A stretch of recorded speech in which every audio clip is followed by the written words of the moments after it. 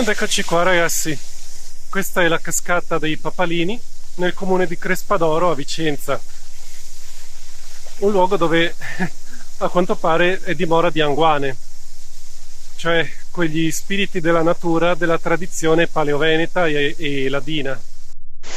La cascata perché le Anguane sono una tipologia di spiriti di natura legati alle acque. Si dice che la cascata sia dimora di questi spiriti. Dal nostro punto di vista uno spirito di natura è un'entità elementale, un'entità fatta di energia, potremmo dire, di etere, una coscienza ancorata dell'etere, ok? E quell'etere dimora nella natura, in un luogo naturale. Una delle bellezze di questo posto è che, come potete notare, ci si può passare anche sotto. Vedete? Lì c'è tutta una zona aperta, uno squarcio, una grotta naturale, dove dovrebbe esserci la casa delle Anguane. In realtà, se già mi concentro e mi sintonizzo su spiriti di natura, qui ne è pieno, però le trovo tutte intorno, sono le driadi, quelle che chiamiamo driadi, gli spiriti della foresta, del bosco, associati agli alberi.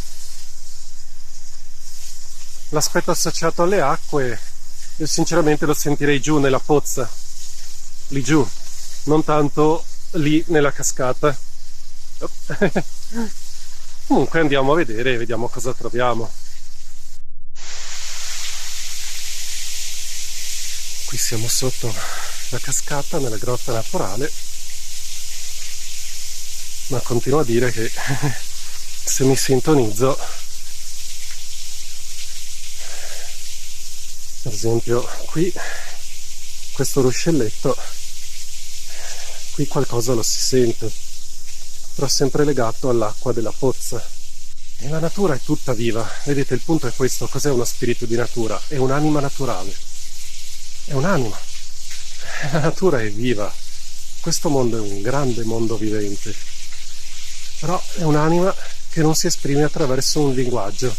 Noi esseri umani abbiamo un'anima, siamo un'anima che si esprime attraverso una coscienza, che si esprime attraverso un linguaggio, e quindi ha avuto bisogno di strutturare un corpo come quello umano per farlo.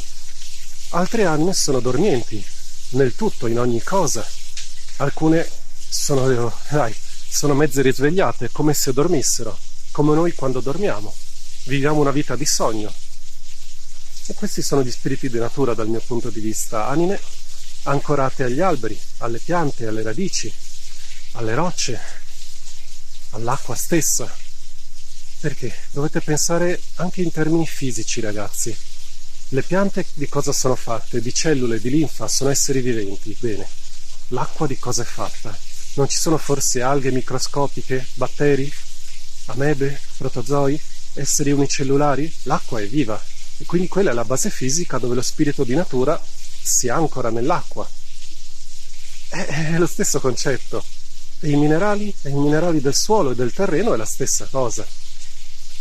Ci sono comunque aspetti viventi nelle rocce stesse, e in più le rocce hanno una componente minerale. I minerali, i cristalli, sono degli eccellenti memorizzatori e amplificatori.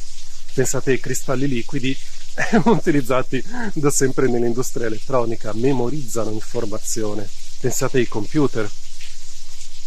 Per questo c'è una lunga tradizione di usare i cristalli a scopo terapeutico, la cristalloterapia, eccetera. Terapia alternativa non è terapia medica, ok? Puntini puntini. E questo è un po' il quanto. E adesso vediamo se vi posso, chiaramente non posso farveli vedere, perché però vi posso descrivere quello che trovo. Il luogo è meraviglioso, ragazzi, è veramente bello. Sì, un po' scivoloso, c'è da stare attenti, ma è veramente molto molto bello.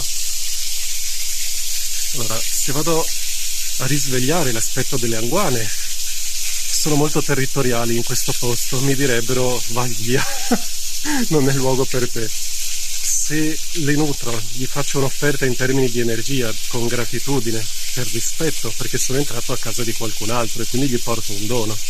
Questo è il punto chiave, ragazzi. Mai porsi in condizioni di inferiorità, di fronte a nessuno, ma porsi in condizioni di rispetto. Ti parlo col cuore, fine. E lì si aprono. Sono belle, però sono come l'acqua, ok? Qualche persona potrebbero respingerla, qualcun'altra potrebbero entrarci in sintonia. Hanno preso molto l'impronta del luogo e il luogo ha preso molto l'impronta degli abitanti di queste regioni, che a loro volta sono stati influenzati dal luogo. Ogni luogo ogni luogo porta la sua impronta caratteristica, si imprime attraverso l'energia del terreno in chi ci nasce e in chi ci vive per lungo tempo e a sua volta ne viene influenzata. E così gli spiriti di natura non fanno eccezione. Nella tradizione veneta, paleoveneta e ladina ci sono molti spiriti di natura. È un folklore molto ricco, molto fantasy addirittura. Vale proprio la pena di leggersi un po' di libri che ne parlano, soprattutto per gli amanti del fantasy. Ad ogni modo, parlando di cose serie, cos'è il folklore, cos'è la mitologia? Semplicemente è la reinterpretazione fatta da persone che avevano perso ogni capacità sensitiva di ciò che è la vita del posto. Se lo spirito di natura non è altro che l'anima che dimora nella pianta, nel luogo, nella grotta, eccetera, ma che forma ha lo spirito? Non ha nessuna forma. È un'anima, ragazzi, è un campo, è una pallina luminosa. Se la puoi misurare, se la puoi testare, ti accorgi che non è né più né meno che una pallina che fluttua nell'aria. Sono delicate, sono piccoline, sono belle quelle di natura. Le abbiamo chiamate in milioni di modi, ma alla fine resta questa la loro natura. Quelle che chiamiamo driadi corrispondono agli alberi. Poi sì, la tradizione ti dice che ce ne sono decine e decine di tipi diversi, per ogni albero diverso. In realtà sono tutte uguali.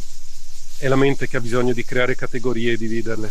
Sono tutte anime naturali del mondo vegetale.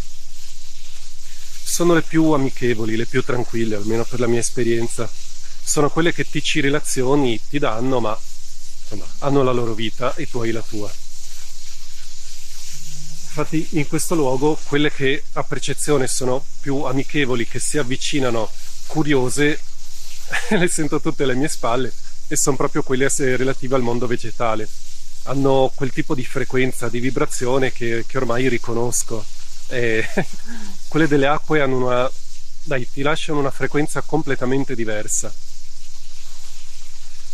In questo luogo, come accennavo prima, le trovo soprattutto nelle pozze d'acqua più che nella cascata stessa. Quelle del terreno sono più lente, sono più profonde, sono un po' come i vermetti che stanno sottoterra, ok? Si nascondono nelle rocce. Sono più simili però a quelle vegetali. Alla fine, quando ne hai agganciata una e hai imparato a riconoscerne una, ti accorgi che sono tutte uguali. Cambia però la sfumatura, la vibrazione caratteristica.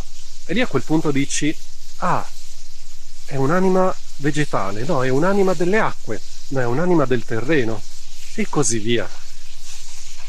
Ovviamente ci sono anche altri tipi di spiriti di natura, dei venti, ad esempio, e così via, puntini puntini. Ed ecco qua, amici, la vita segreta del bosco, come la volete chiamare? L'anima del bosco, l'anima della cascata. Allora, tutto è anima, ragazzi, tutto è anima. Cos'è uno spirito di natura? L'anima della natura, che dimora nel bosco, che dimora nell'acqua, eccetera. Hanno però qualità e caratteristiche diverse. Quelle della grotta delle Anguane io le trovo carine, ci vado d'accordo con gli spiriti dell'acqua. Però avevano un che di territoriale, come dire, questo è il nostro posto, voi cosa ci fate? Gli spiriti delle piante, le driadi, le anime delle piante invece sono molto più amichevoli.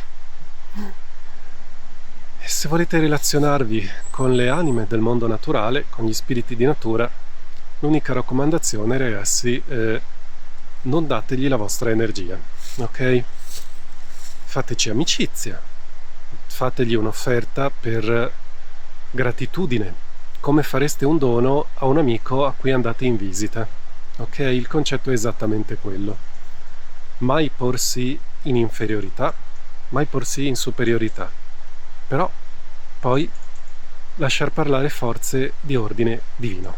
Cos'è una forza di ordine divino? Una forza di ordine superiore, che va oltre, dai, ok? Sono tante tecniche che insegnano questo. Io la chiamo teurgia, far parlare ciò che è divino da dentro di sé, manifestarlo verso l'esterno. Tu sei il canale, ma lasci parlare una forza che va oltre, ok? Chiamateli dei, chiamatelo Gesù. Ognuno ha la sua tradizione, ognuno ha la sua strada da seguire e sono tutte valide, ok? Se ritenete che ci sia una sola strada valida, il mio canale evidentemente non fa per voi. Puntini puntini. Quindi lasciate parlare una forza di ordine divino, fategli un regalo, dategli energia ad esempio. Pianeta Terra come forza eterica per chi ha fatto ricalibrazione, anche il pianeta Eris è molto apprezzato come forza eterica dal mondo naturale. La forza eterica del Sole? Certo, anche, ma non per tutti gli spiriti di natura. Quelli legati agli aspetti della notte e del sotterraneo, l'energia eterica del Sole non se ne fanno più di tanto. Apprezzano di più quella del pianeta Terra stesso. Però mai dargli una parte della vostra energia. Perché? Perché vi mettereste in condizione di creare un legame da cui questi prendono. Il mondo naturale ha anche aspetti parassitici al suo interno, non è che vado a vivere nei boschi e tutto bello, no, non è proprio così. È come con gli animali, ci vuole rispetto, ci vuole cuore, ma ci vuole anche fermezza e sapere cosa si sta facendo. Se no è un po' come andare in mezzo ai boschi d'inverno in ciabattine mezzi nudi, capite il punto? È la stessa cosa. Bene ragazzi, grazie e alla prossima.